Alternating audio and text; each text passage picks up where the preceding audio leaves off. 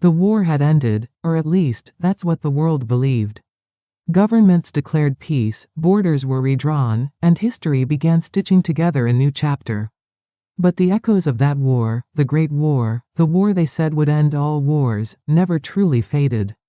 They lingered in the quiet corners of old homes, in the dust of abandoned attics, and inside wooden trunks whose locks had long rusted shut.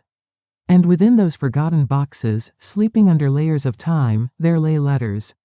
Hundreds of letters, thousands, maybe, some tied neatly with fraying ribbon, others folded hastily as if someone had meant to finish reading them but never returned. Paper yellowed like autumn leaves, ink softened by age, yet the words still pulsed with life. This story begins with those letters, fragments of voices from soldiers, nurses, mothers, sons, and people whose lives were swallowed by World War I. They wrote not for the history books, not for the world, but for one person waiting somewhere far from the front. They wrote to feel human again, if only for a few moments. They wrote so they wouldn't disappear. When we open those envelopes now, more than a century later, it almost feels like we're trespassing into someone's memory. And yet, those letters were meant to be heard. They were meant to carry across time. Because through them, the world learns not what the war did, any textbook can tell us that, but what the war felt like. The first letter we found was dated November 17, 1915. The handwriting was sharp, hurried, as if written during one of the rare lulls when the guns had momentarily gone quiet. It read, "If I don't make it back, tell Mother I wasn't afraid." Not really. The lines were uneven, blotched at the edges, maybe from rain or maybe from trembling fingers. It's strange to think that somewhere, in those trenches soaked with mud and misery, a young man sat with a pencil, trying to send courage home even while fear wrapped itself around him like a second uniform. Picture him, crouched in a narrow trench, the wooden planks beneath him slick with water, his breath forming pale clouds in the cold. The distant rumble of artillery never truly stops. It becomes a kind of ghostly heartbeat in the ground. Maybe there's a small candle flickering beside him, fighting against the wind that sneaks through every gap. His gloves are damp, he takes them off anyway because he needs to feel the paper, needs the letter to feel real. He bends over the page, writing by instinct. Writing because words are all he has left to give. And even as he writes about bravery, he is surrounded by the smell of gunpowder and wet earth and fear so heavy that it seeps into his bones. Another letter, from a nurse stationed not far from the front lines, paints a different picture, one just as haunting, but filled with a strange, fragile hope. She wrote, "I walk through rows of bodies every morning, but when even one soldier opens his eyes again, it feels like I've given life a small gift today." Her handwriting is delicate, curved, almost elegant, unexpected for someone who spent her days stitching wounds, cleaning blood, and holding the hands of dying boys who cried for their mothers. She had seen more death than many old men have seen in a lifetime. And yet, she clung fiercely to every small victory. Imagine her stepping through the medical tent at dawn. The canvas walls breathe with the wind. The lanterns sway slightly, casting a warm glow on cold faces. Some still, some barely moving. She checks pulses, adjusts blankets, smooths hair away from fevered foreheads. Her shoes crunch on straw laid to absorb the damp. She writes only late at night, after washing the blood from her hands, her exhaustion heavy but her resolve unbroken. Her words are not dramatic. They are simply honest, painfully, beautifully honest. Then there is the letter that never reached its destination. The envelope was never sealed. The final sentence was cut off mid-line. The ink trails off, as if the writer had been interrupted, perhaps by a call to arms. Perhaps by something far worse. The incomplete sentence read, "I'll come back to you. I promise. When the fighting stops, when the world is quiet again, we'll," and then nothing. The page ends there. No signature. No date. Just silence. You can almost feel the weight of that silence, heavier than any bomb that fell during those years. Someone, somewhere, waited for that letter. Maybe they checked the mailbox every morning. Maybe they kept rereading the last letter they did receive, trying to believe the promise within it. Maybe they never knew what happened. The war was full of such unanswered questions, grief that had nowhere to go. Many letters bear stains, some ink, some water, some tears, and some dirt. Actual earth embedded in the fibers of the page. Soil from France, from Belgium, from fields that once grew wheat and wildflowers but became landscapes of wire, trenches, and broken lives. You run your fingers over those rough patches on the paper and realize. Someone held this while kneeling in mud. Someone folded this with shaking hands. Someone carried it in their breast pocket, close to their heart. A letter from a soldier named Andrew reads, "Sometimes the shells fall so close that the ground jumps under me. It feels alive, like it's breathing, or maybe dying. But then I think of home, of the porch where we used to sit after supper, and that keeps me steady." You can almost hear the crack in his voice as you read his words. He mentions a friend named Samuel, who keeps morale up by telling jokes, even if no one laughs much anymore. They've all become too accustomed to the sound of artillery, the whistle before impact, the aftermath. Andrew writes, "Sam swears he'll open a bakery after this. Says he'll make bread so good we'll forget the taste of canned beef they keep giving us." The optimism feels almost absurd when you remember where he was writing from.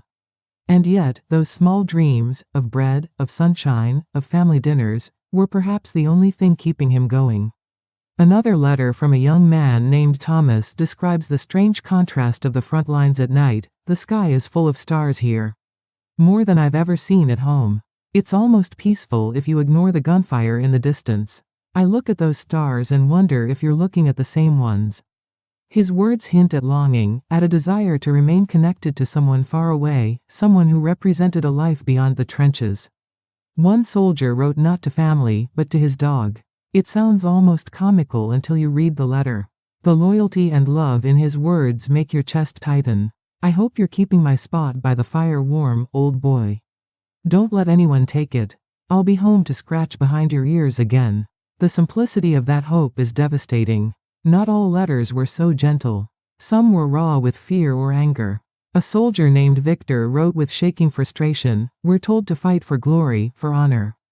But where is the glory in watching young boys bleed out in your arms? Where is the honor in burying your closest friend before you've even had breakfast?" His handwriting shifts violently across the page, clenched and uneven. You can almost feel his rage, his exhaustion, his disbelief that anyone could call this noble. Other letters were filled with aching tenderness. One mother wrote to her son, unaware that he had already passed weeks earlier. Her letter was returned unopened. It read, "I baked your favorite pie today. I know it won't reach you warm, but I hope you can imagine the smell. Your sister asks about you every night. She keeps your seat empty at the table. She writes of ordinary things, the garden. The stubborn rooster her husband still hasn't managed to catch, the new shoes she finally saved enough money to buy."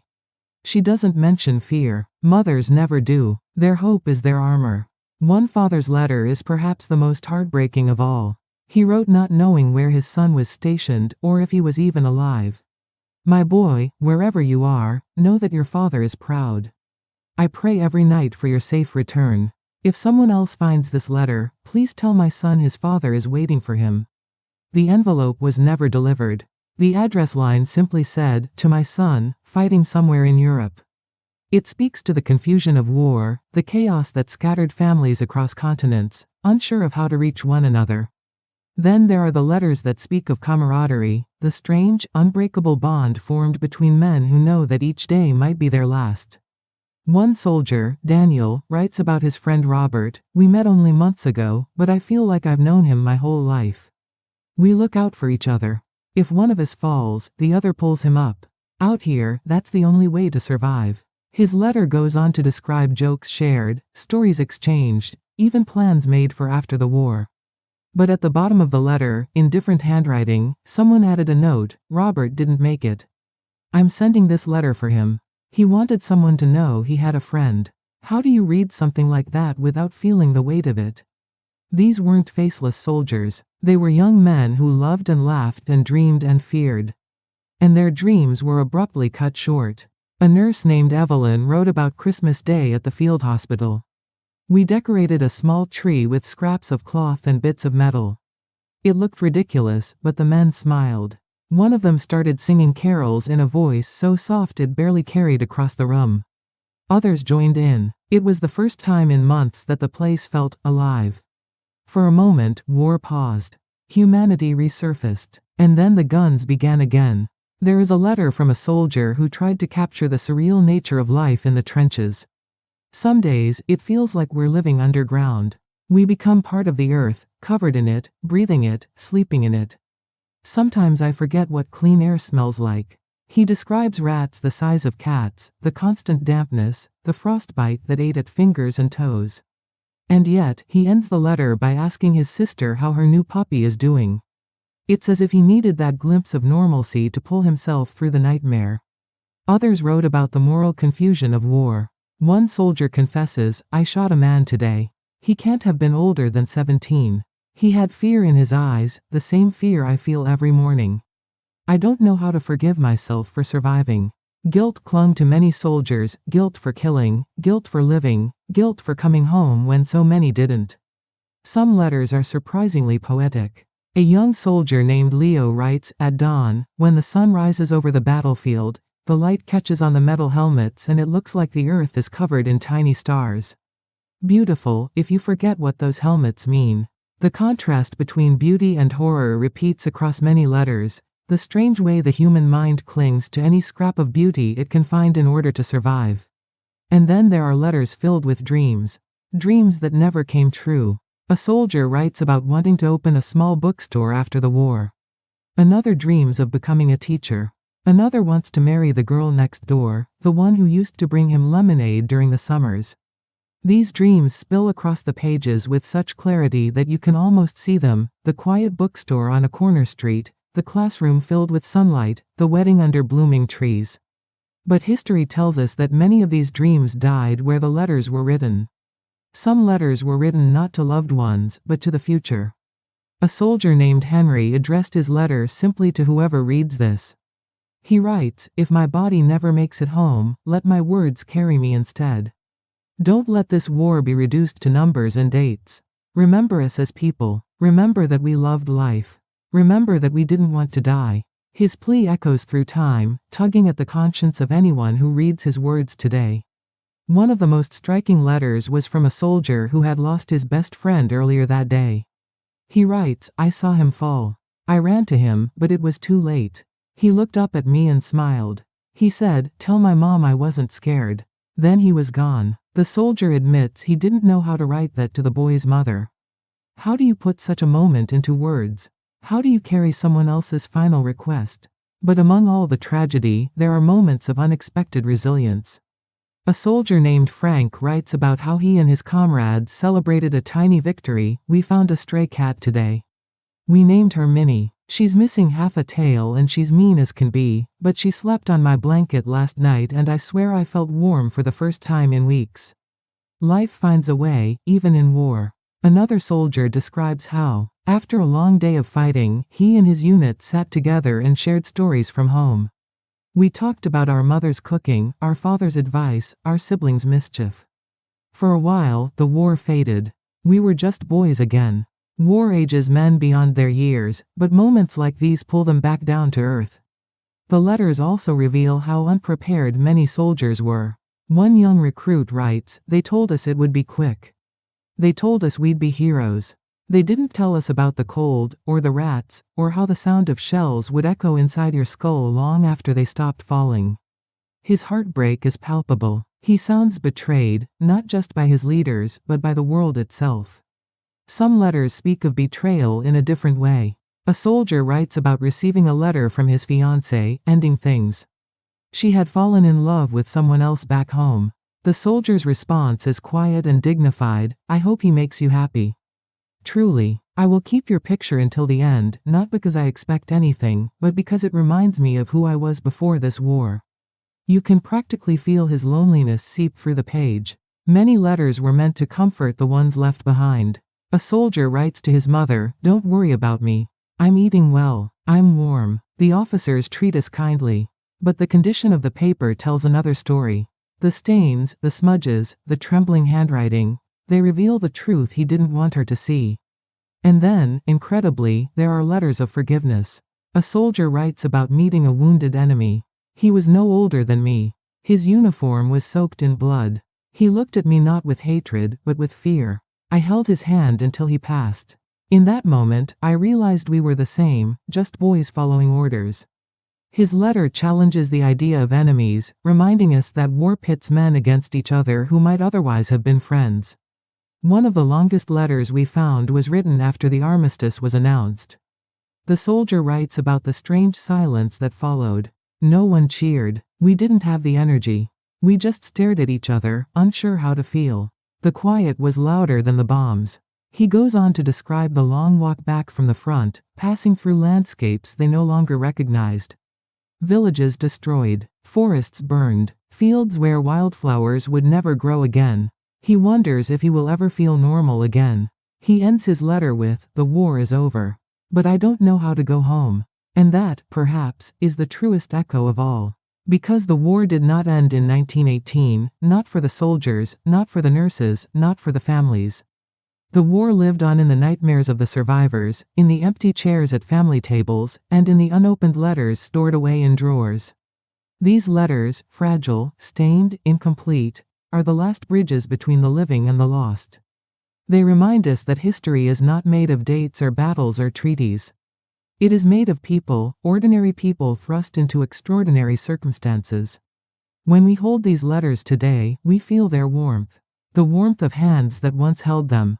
The warmth of hearts that once beat fiercely behind the words. And the warmth of lives that mattered. These letters tell us that courage isn't the absence of fear, it's writing home even when you think you won't survive the night. Hope isn't blind, it's believing in a future even when the present is filled with darkness. Love isn't fragile, it's strong enough to cross battlefields, to survive explosions. To live on through ink and paper. At the end of so many letters, one line appears again and again. Sometimes written carefully, sometimes rushed, sometimes smudged by tears or rain. "If I don't come home, keep my words safe." Today, more than a century later, we are keeping their words safe. The war may be lost to time, but they are not. As long as their letters exist, as long as we continue to read them, remember them, speak their names, their stories live on. And through their stories, they live too.